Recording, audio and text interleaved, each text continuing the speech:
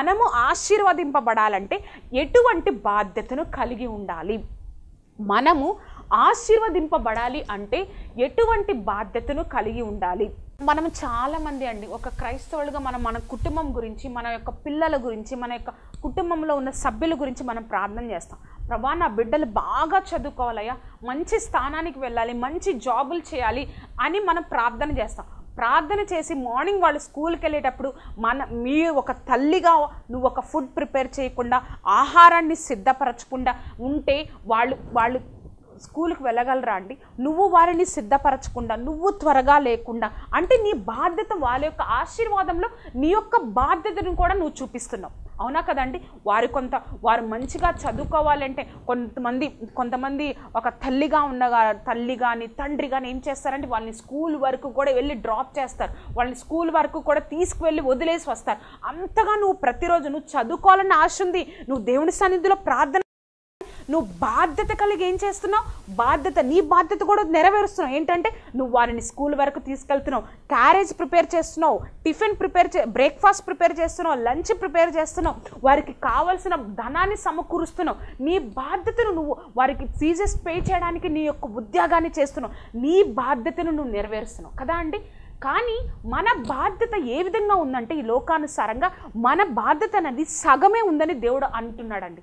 సగం ఉండడం ఏంటండి? మన బాధ్యత అనేది సగమే. ఎంతోమంది క్రైస్తవ కుటుంబంలో బాధ్యత తీసుకుంటున్నారు, బాధ్యత కలిగి ఉన్నారు, కానీ ఆ బాధ్యత అనేది మనమే సగం మాత్రమే నెరవేరుస్తున్నాం. ఈ లోక ఆశీర్వాదాల కోసమే బాధ్యత వహిస్తున్నాం, కానీ ఆత్మీయ ఆశీర్వాదాల కోసం ఎటువంటి బాధ్యత వహించలేదు అంటున్నారండి దేవుడు.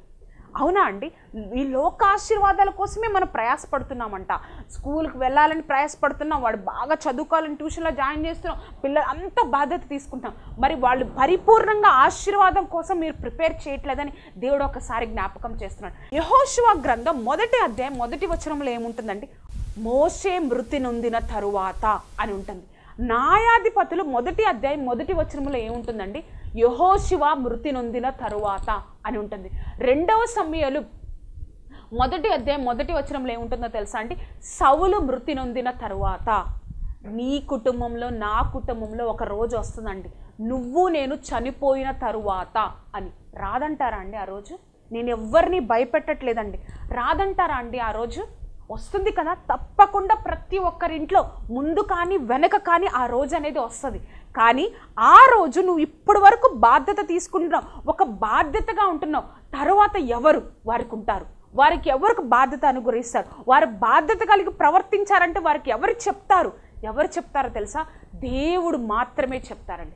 అందుకని నువ్వు ఈ లోకానుసారమైన విషయాలను బాధ్యత వహిస్తున్నావు, కానీ ఆత్మీయంగా ఆ బిడ్డలు ఎదగడానికి కూడా ఎలా అయితే ఇశ్రాయేల్ ప్రజలు నడిపించిన నాయకులు మోషే, యెహోషువ, అలాగే సౌలు, వాళ్ళు ఎలా అయితే కొంతవరకు మాత్రమే ఉన్నారో తర్వాత మరణించారు, కానీ వారిని ఎవరు నడిపించారండి? దేవుడు ఇంకొకరిని ఎన్నుకొని వారిని నడిపిస్తూ ఉన్నాడా లేదా? వారికి అంటే ప్రతి నిత్యం వారి నాయకులు లేకపోయినా వారికి దేవుడు తోడై ఉన్నాడు.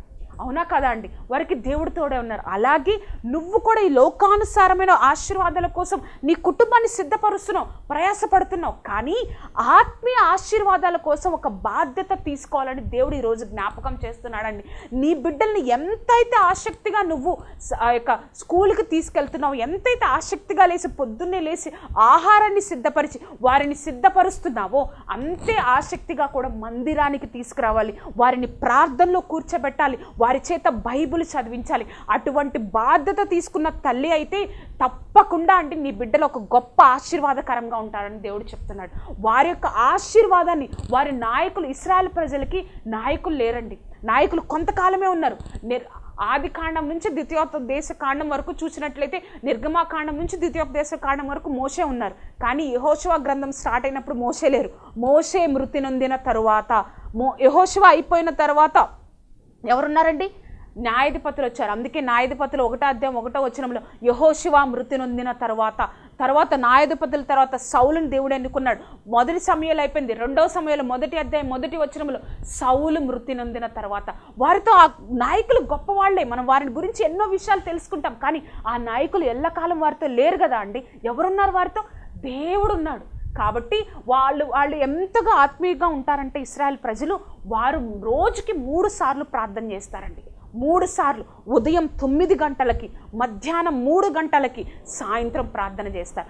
అంత ఆత్మీయంగా వారు ఉన్నారు కాబట్టి ప్రపంచంలో చిన్న దేశమైనా కూడా ప్రపంచ దేశాలన్నీ ఇశ్రాయేల్ వైపు చూస్తున్నాయండి. ప్రపంచ దేశాలన్నీ కూడా ఇశ్రాయేల్ శక్తికి ఆశ్చర్యపోతున్నాయి. ఎందుకో తెలుసా?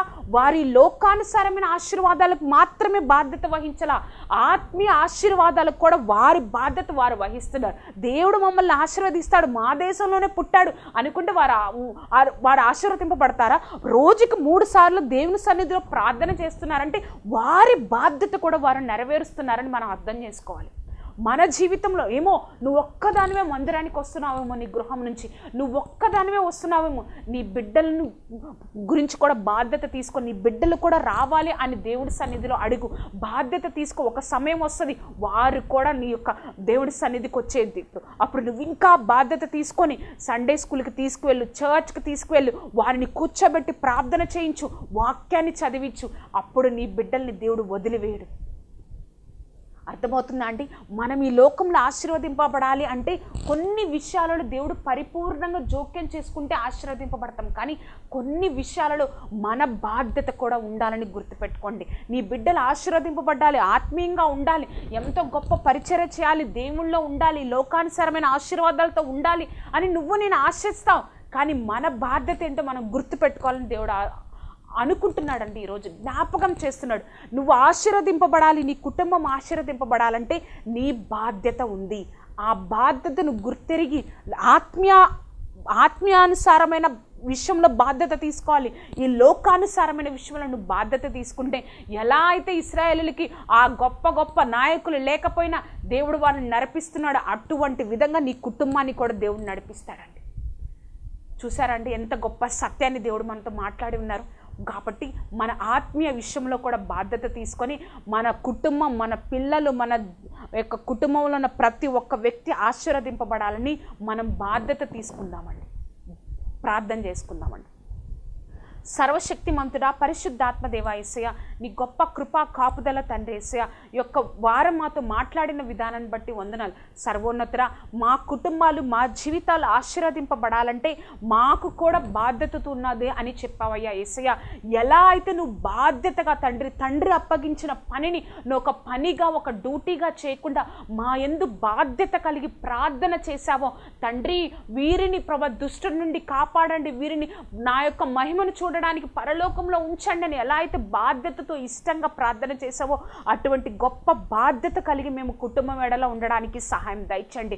సర్వశక్తిమంతుడా, వారి ప్రభా మర్దకే ఎస్తేరు ఎన్నో సంవత్సరాలు, ఎన్నో వేల సంవత్సరాల క్రితం ఒక బాధ్యత తీసుకొని ఆ యొక్క విషయాన్ని మర్చిపోకూడదు, నా సంతతి వారు ఎవ్వరు మర్చిపోకుండా ఉండాలని ఒక బాధ్యత తీసుకున్నారు.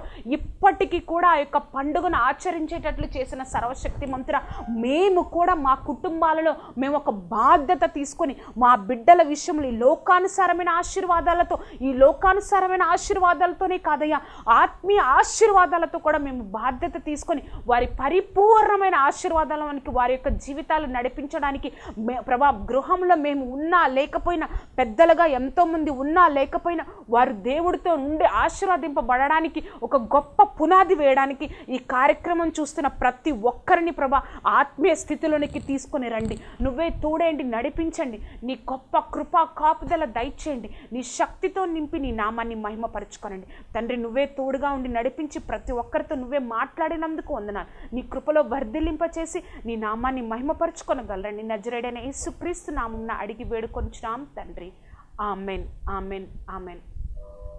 విన్నారు కదా అండి, మన కుటుంబం ఆశీర్వదింపబడాలి.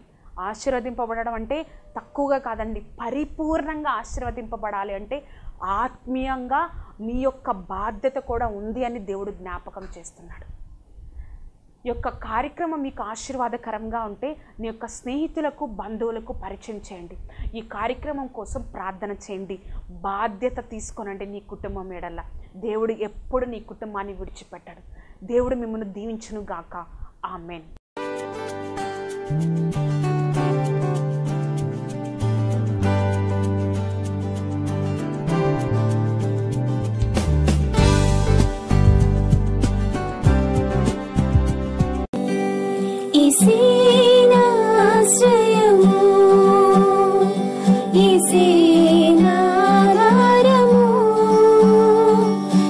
నీవే నా ఆశ్రయం